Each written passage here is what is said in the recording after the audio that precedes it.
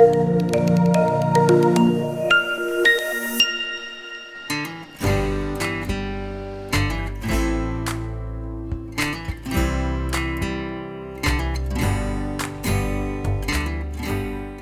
y'all, I'm Chris, and this is your 2022 Globetrotter 27. We'll start right here with the front solar guard. Lift up on each side and level it out. Just let you open that front window. Remember, that front window is going to open outward, and it is blocked by the solar guard.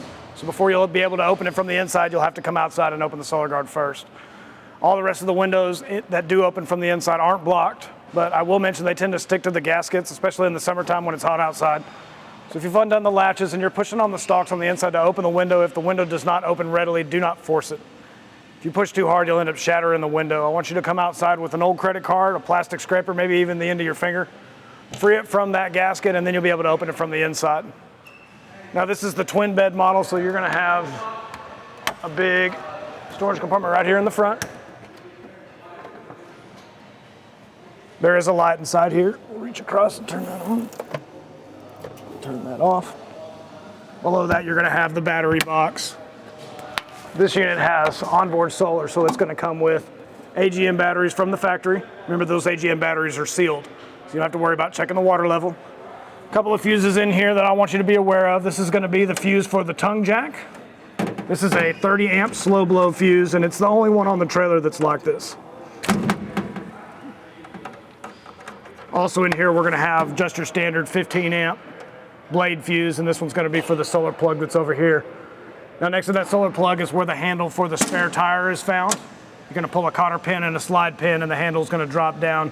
Remember, your spare tire is going to be 80 psi, just like your road tires. We're going to talk about the tongue jack for just a second. The tongue jack on this trailer is power. There is a light in case you've got to connect it at night. This particular tongue jack does not stop immediately when you release the trigger. Let it come to a stop before you reverse directions, but if you forget and you suddenly reverse directions, that slow blow fuse isn't going to pop immediately. But if you rapidly go back and forth on the up and down switch here, you will pop that fuse. The trailer comes with a manual crank that you'll be able to fit down on a little stud inside here underneath the bubble. That'll allow you to manually crank it on or off the tow vehicle if you've lost power. But if you have lost power, check the fuse first, because the tongue jack is wired directly into the batteries. This is the propane cover under here. You've got your propane bottles. This Globetrotter will come with 30-pound bottles. In between the bottles, you've got an automatic regulator. So if both bottles are open, when one bottle runs empty, it'll automatically switch over to the other bottle internally inside the regulator itself. Now there's a little post here on the regulator that you can point at one bottle or another, and if that bottle is open, it will pull from it, but this trailer does not come with a set of gauges for these bottles, so I'll suggest you run one open and run one closed. So when it runs empty, you actually have to come out here and close it. Whatever device you had been using will probably quit, and then come back out, open that other bottle. So at least you're aware that you're running on that second bottle. You can be a little more conservative with your propane. These also come with external propane ports. It's going to be on the other side of the battery box from the spare tire handle. That's going to allow you to run a little camping stove, maybe a little propane space heater, but it will feed off your onboard tanks. Remember, this is a low pressure service, so whatever device you're using with that needs to be compatible with a low pressure service. Around the corner here, we've got the gross vehicle weight and tire pressure sticker. Again, 80 psi on your tires. You want to maintain that pressure for best towing and also best tire wear. Now this stud here and its friend down at the end, as well as the twins on the other side, will manually draw the stabilizers down. Globetrotters come with power stabilizers. When we get around to that control panel, we'll use that to bring them down. Twin bed models are going to have a couple of extra storage compartments here. Lights in the front of this one. Turn that one off. And down below underneath the trailer is where you'll find the tube that'll store your sewer hose. That tube is going to hold a 15-foot collapsible sewer hose. Next is your outside shower. Remember, when you're boondocking and you're using the outside shower with the onboard fresh water tank, to get water pressure here, you're going to have to turn on the onboard water pump. The city water is going to provide pressure at all the faucets in the trailer. So if you're connected to the city, you'll already have water pressure here. This trailer has an on-demand water heater, and the default for that control panel is on. So if you've got one of your propane bottles all open and the trailer is on, open the hot water valve, and within 10 or 15 seconds, you'll also have hot water out here. Next is where you'll fill the onboard fresh tank. Now this is just a gravity port. Stick your water hose in here and fill it up. I'm going to show you when we get inside how you can set up the tank monitor which is actually on the bulkhead right here next to the window, so that you can look in the window and watch the status of your tanks. Now, I do recommend that you cycle through the water in the fresh tank every 2 weeks to 30 days. After about 2 weeks, if you're drinking the water, it will start to taste a little stale, and after 30 days, it will start to smell kind of bad.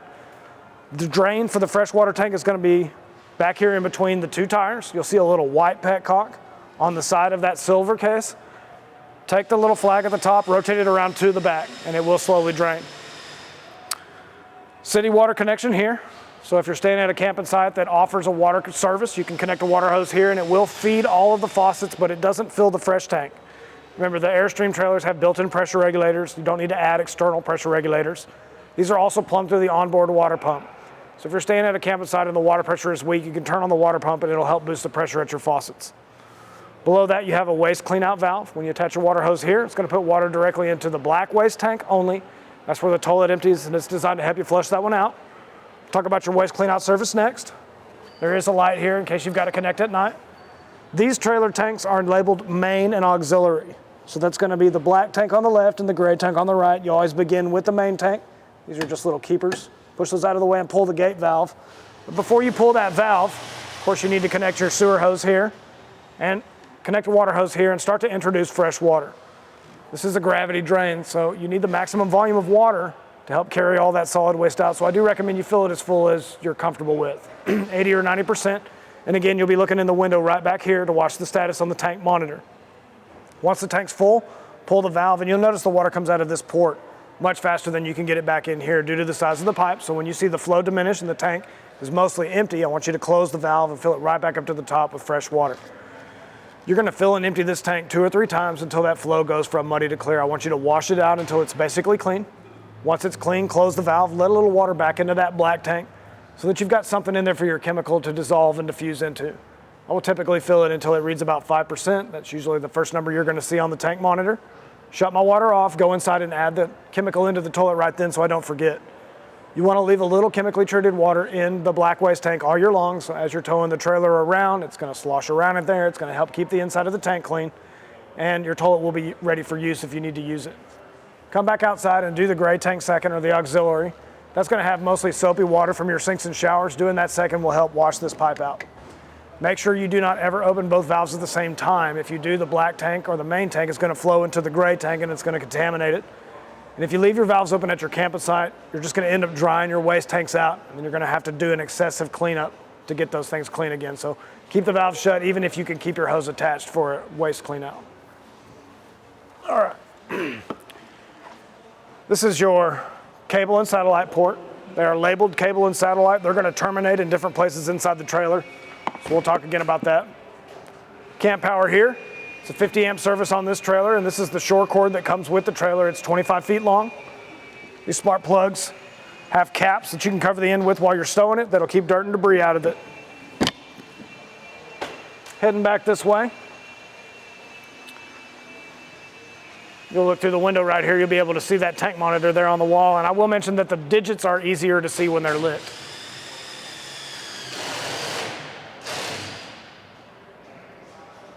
Next, we're going to have the exhaust for the furnace. Now, down here in the south, we have a lot of mud dauber wasps, and they really like the furnace exhaust. They want to crawl inside and build a little mud nest in there and clog it up. We sell little screens that you can cover it with that'll keep those bugs out. Let's see, we'll come around the corner here. Starting at the top, you've got a backup camera. This backup camera has a microphone. So whoever's back here giving directions, if they speak towards the camera, they can be heard where the monitor is. Down below is your bumper or your trunk storage. This is your wet storage compartment. So even when it's closed, it's still open on the ends. Don't put anything in this one that you're worried about getting wet.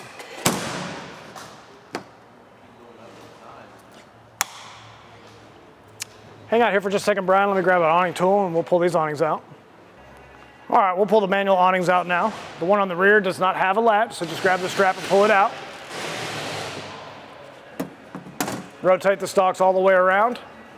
Capture them there. Roll the strap up. Out of your way, just like so. We'll come around the corner here. The one on the road side is going to have a little hook style travel latch. You want to make sure you've disengaged that first. Just rotate it out of the way. We're going to grab the strap here. We're going to pull away from the trailer. And we're going to catch it right here on this hook. Very simple. Now you can use the tool to return it if you need to. Always run it in until the awning connects with the little aluminum cover. Let it snap in those last couple inches so it's nice and tight and it doesn't wrinkle.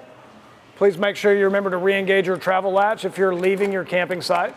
If you're staying in the same site for several days, the awning will be pulled in and out as the day progresses. You don't necessarily need to have it locked, but it must be locked on the highway at about 60 miles an hour. These awnings will fold out. Come around the back, drop the strap out.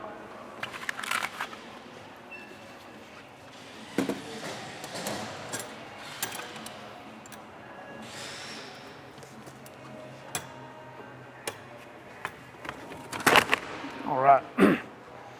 Now we're going to head all the way up to the front. One more storage compartment under the bed. In here you've got the manual crank for the tongue jack, a little 3-foot propane line, and also a 4-way collapsible tire tool. Again, we'll find the light at the front. Heading back this way, you've got your on-demand water heater.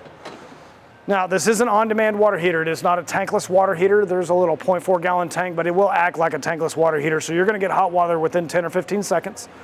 The control panel that you'll interface with is in the bathroom, and the default for that control panel is on. So if the trailer is powered, so is the control panel. But being on demand, you've got to draw water through it to get it to do anything. Out here, we're gonna find a master disconnect switch. This will disable the entire system. And then over here is a pressure relief valve. That allows us to service the unit. The thing you need to remember about the water heater on this unit is that it is propane fired. So every time you're making hot water, you need to have at least one of your propane bottles open. And you will also have a hot propane exhaust coming out of here to about 1 foot. Just make sure you haven't inadvertently blocked it with anything flammable like a fabric towel or something like that. Next, you've got the outside AC plug, just your standard 15 amp, only available when you're plugged into the shore service. So the inverter will not power this. This is going to be the backside of the vent hood. Push these little tabs up and out of the way to allow it to vent, but secure it when you're towing. This door is made of plastic. It will flap as you're headed down the road, and over time that is going to cause some damage. Next, we'll have the control panel for the stabilizer jacks. Now these are very intuitive. You've got the forward and the rear control and then simply up or down. But before you draw these down, you need to make sure that you have already leveled the trailer and that you have disconnected your tow vehicle. If you operate the tongue jack on the front with the stabilizers down, you're going to put too much pressure on one end or another and you're going to cause them to collapse. So if your camping site is unlevel side to side, back it up on some blocks and level it side to side first. And at that point you can disconnect your tow vehicle if you're going to, and then you'll level it front to back with the tongue jack. Once you've got the trailer level, it's as simple as just cranking them on down.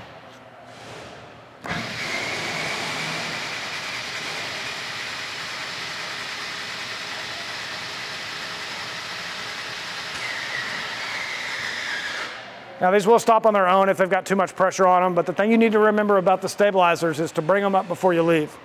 If you begin to tow away with these down, they will be ripped out from under the trailer. So please do not make that mistake.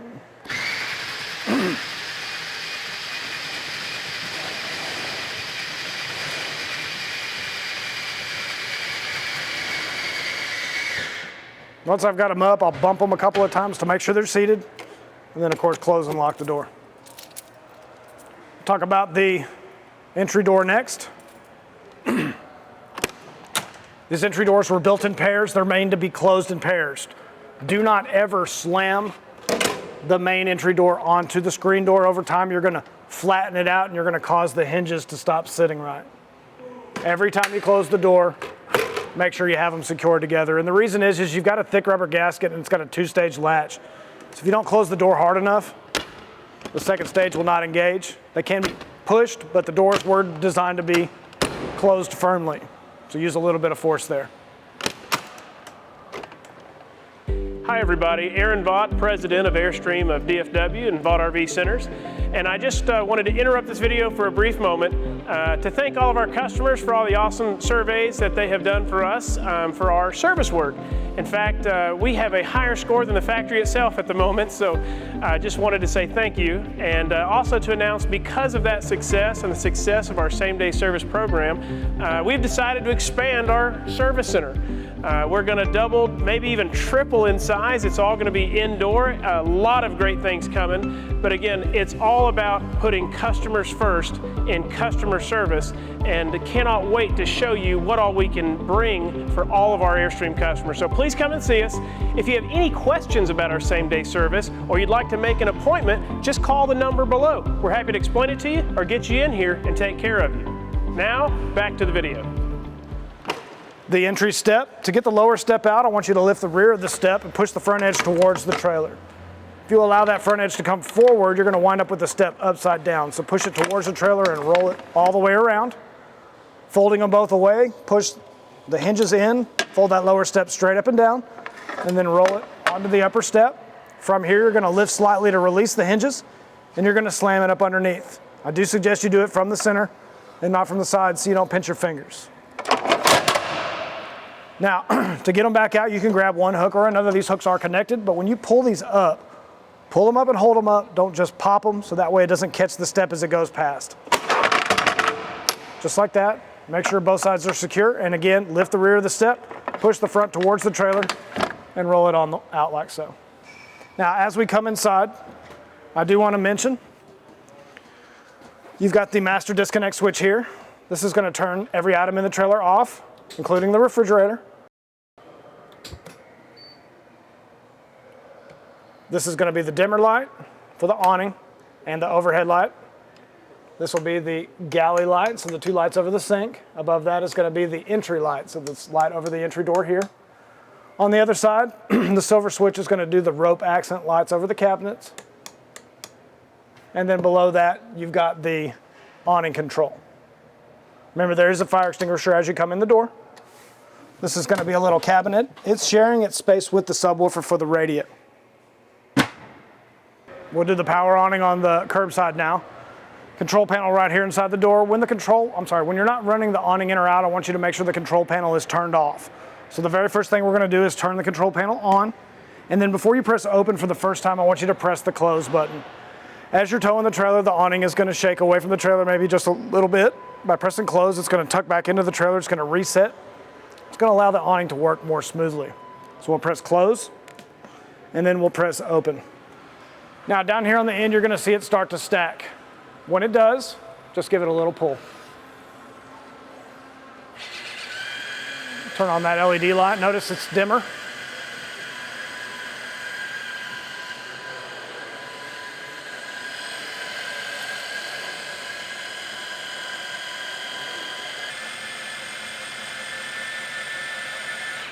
Now this awning, like all the awnings on the trailer, is a sunshade. So if you need to block the sun, you can tilt it. We're going to tilt the front. We'll draw that front end down. I do want to mention that you can pause it anywhere along its path if that is sufficient to block the sun by pressing that button again. But you can only draw one side down at a time, and before it's going to allow you to bring this side down, you're going to have to finish bringing the other side that's already halfway down all the way down, and then bring it back up. So we'll do that now.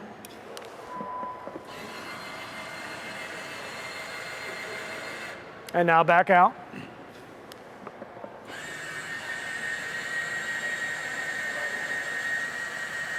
And now we can bring the rear down.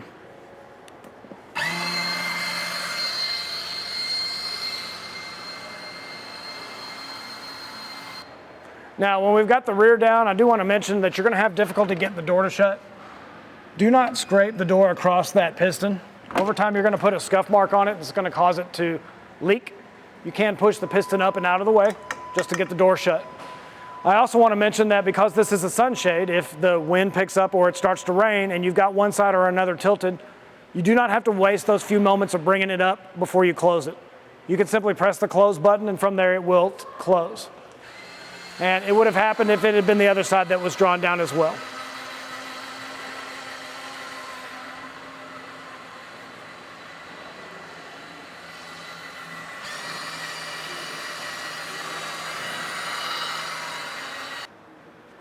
And when you're not actually running it in or out, I want you to make sure you've got the control panel turned off. Now we're going to come inside. We're going to break down the dinette. The first thing we're going to do is undo the little clips at the bottom. We've got one on each side. And then at the top of the table leg, you've got a little button. You want to push that in. And then you're just going to kind of hammer the tabletop off. We'll set that aside. Push the button on the base plate to unscrew the table leg.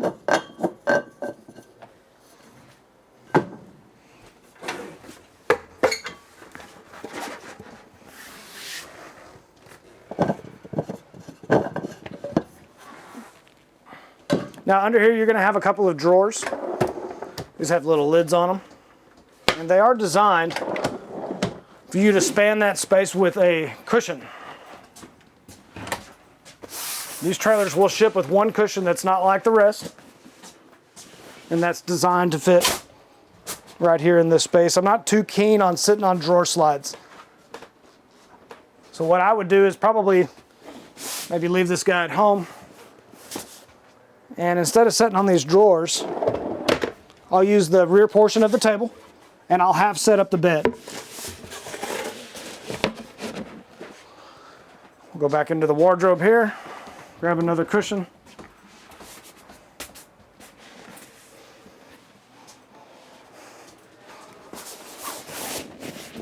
I feel this is going to be a little more sturdy, sitting on the cabinet like that. Of course, you can take one of the table legs here and the other tabletop.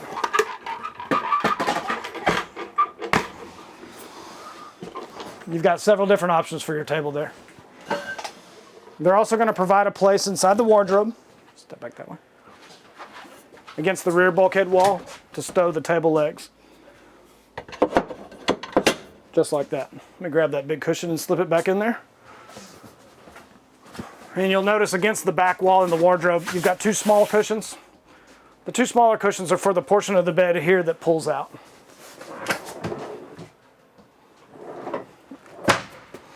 Now, one last thing that's in this wardrobe is going to be the bag of service manuals. Remember, these Airstreams all come with a bag of service manuals that'll help you reference when you're out there in the field. If you'll step back that way. Now, here against the wall, we got the TV. This TV is on a travel bracket, so pull the strap. It's going to come away from the wall.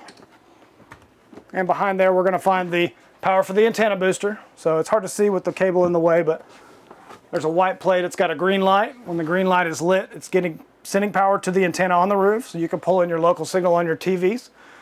This is a two-way switch, though. We're going to push the black button here. We're going to turn that off. It's now allowing the signal to pass through from the cable port on the side of the trailer. Underneath the TV, we're going to have your solar monitoring panel. So when you get it out there in the sun, you can watch the status of your solar, sea level monitor here. So this will give you your battery voltage. Fresh tank's 30% full. Gray tank is empty, and the black tank is 15% full. Now press one of the buttons on the tanks, and within a few seconds, the digit will disappear, but if you press it twice, you'll get a little dot here. That little dot will hold that digit on the screen for about 5 minutes. So as you're filling and emptying the tanks, you'll be able to watch the status through the window. Switch here is for the onboard water pump. It's going to pressure up and stop. It's an on-demand water pump, so it's not going to come back on until you create a demand. And then next to that is going to be the inverter control. So the inverter is going to provide an alternating current service when you're boondocking, and all you have is the direct current that's stored in your batteries. It's a 1,000 watt inverter, and it's only powerful enough to power the televisions and the DVD player. Again, when you're plugged into your shore service, you do not need to have the inverter on. We'll turn it off by holding our finger on the button right here. Once the display flashes, it goes off. Make sure that you have resecured the TV when you're traveling. You don't want it flopping around. Over here, we've got the vent-a-hood. Remember the light? And then below that, we have the range. As long as one of your propane bottles is open, take the knob, turn it to light, click the igniter. You will have to hold it in.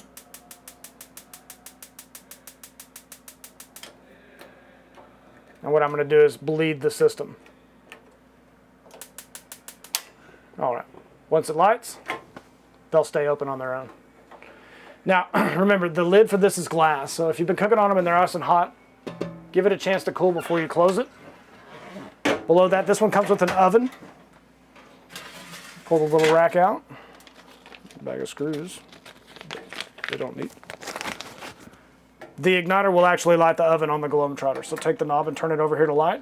Click the igniter, and across the back you'll see that pilot light turn on. And again, the light switch. All right, this one has a microwave in this cabinet. Notice it beeped when I pulled the drawer out.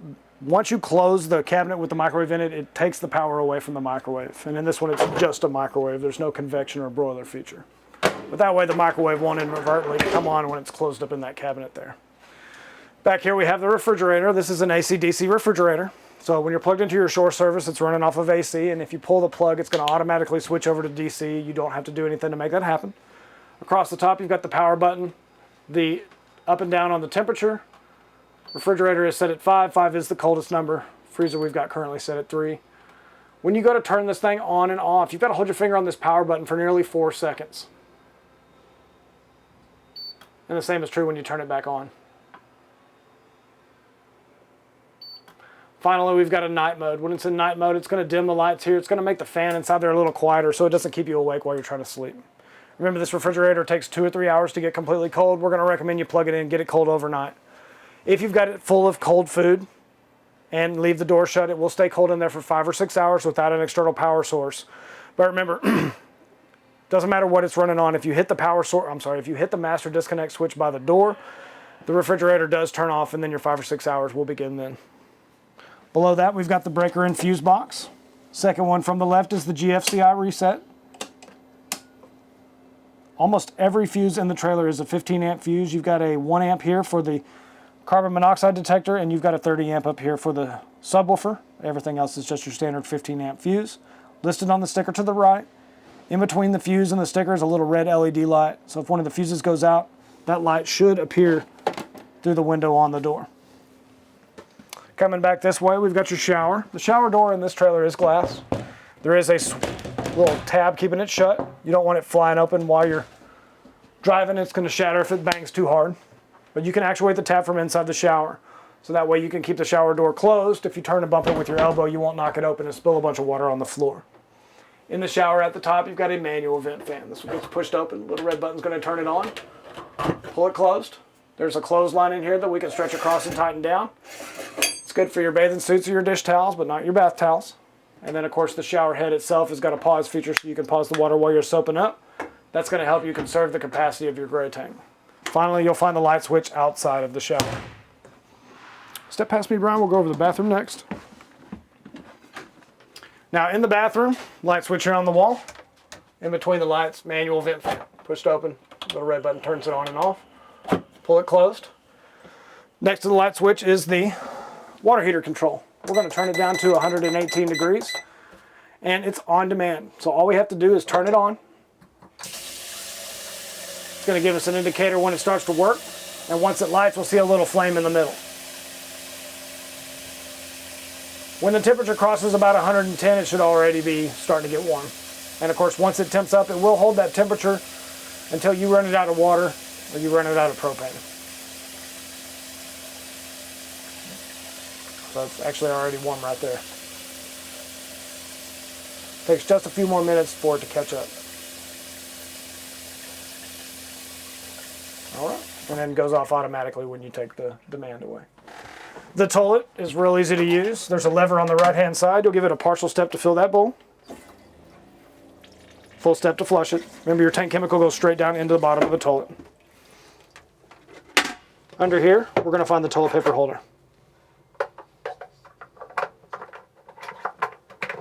All right, we'll head off into the bedroom.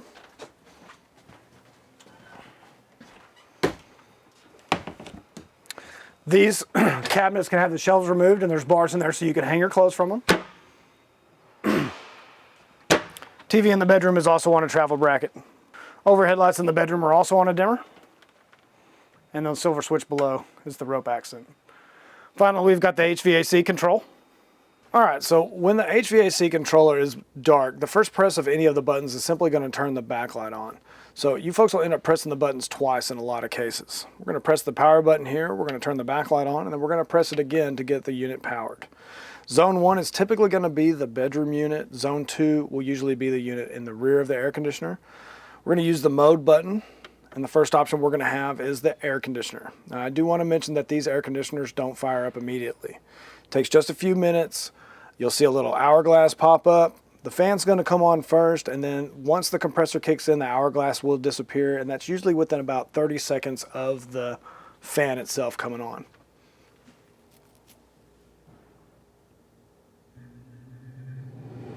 All right, the fan just came on right there. We're still waiting on the compressor to kick in. All right, now if you look down here, you'll see a little fan symbol and it says auto. That is the fan speed control, and there are 3 speeds. You have low, medium, and high. I do recommend you leave it in auto as the default, so that way when you turn the control panel on, the fan doesn't come on immediately. And I also want to mention that the speeds don't change immediately, so be patient with it.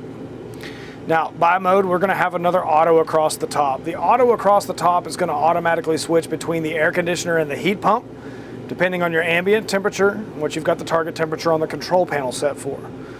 By mode, the next option will be the heat pump. The heat pump is your electric heat, so you must be plugged into your shore service to get it to work, just like the air conditioner.